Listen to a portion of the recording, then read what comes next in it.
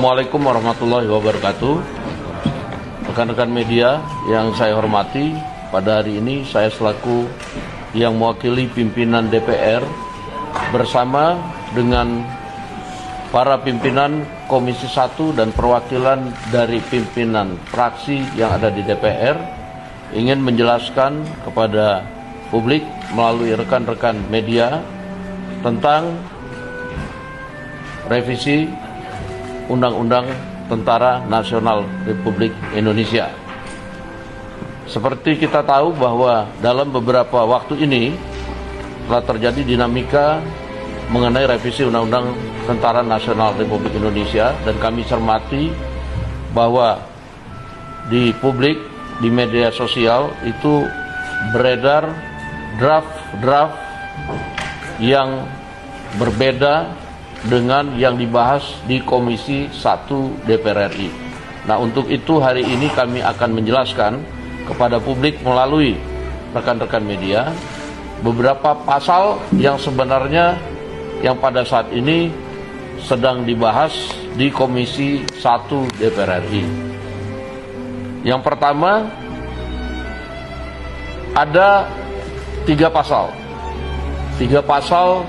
yang kemudian masuk dalam revisi Undang-Undang Tentara Nasional Republik Indonesia.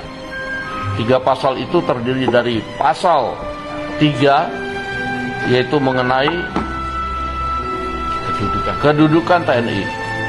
Jadi ini sifatnya internal, yaitu ayat 1 misalnya, dalam pengerahan dan penggunaan kekuatan militer, TNI berkedudukan di bawah Presiden. Itu tidak ada perubahan.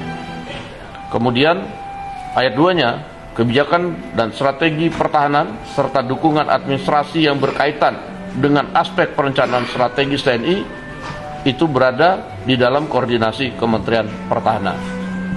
Ini pasal dibuat supaya semua sinergis dan lebih rapi dalam administrasinya.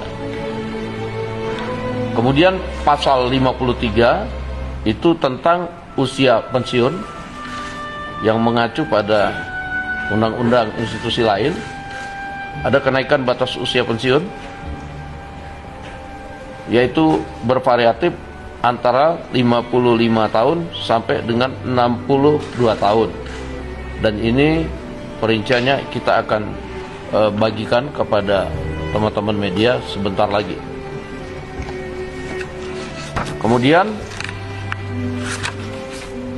pasal ketiga, yaitu pasal 47, yaitu prajurit dapat menduduki jabatan pada kementerian atau lembaga. Jadi prajurit aktif dapat menduduki jabatan pada kementerian lembaga. Pada saat ini sebelum direvisi ada 10, kemudian ada penambahan karena di masing-masing institusi di undang-undangnya dicantumkan, sehingga kita masukkan ke dalam revisi Undang-Undang TNI seperti Kejaksaan Agung misalnya, karena ada di situ Jaksa Agung Pidana Militer yang di Undang-Undang Kejaksaan itu jabat oleh TNI, di sini kita masukkan. Kemudian untuk pengelola perbatasan, karena itu beririsan dengan tugas pokok dan fungsi. Dan ini bisa dilihat nanti pada draft yang akan kita bagikan ke kawan-kawan media. Kemudian selain itu pada pasal 47 ayat 2, selain menduduki jabatan pada kementerian atau lembaga sebagai pada mana dimaksud pada ayat 1 yang tadi saya sudah terangkan, prajurit dapat menduduki jabatan sipil lainnya setelah mengundurkan diri atau pensiun dari dinas aktif keprajuritan. Jadi dalam revisi Undang-Undang TNI itu hanya ada 3 pasal, yaitu pasal 3, pasal 53, dan pasal 47. Jadi nggak ada pasal-pasal lain yang kemudian di draft yang beredar di media sosial itu saya lihat banyak sekali. Dan kemudian kalaupun ada pasal-pasal yang sama yang kita sampaikan, itu juga isinya sangat jauh berbeda.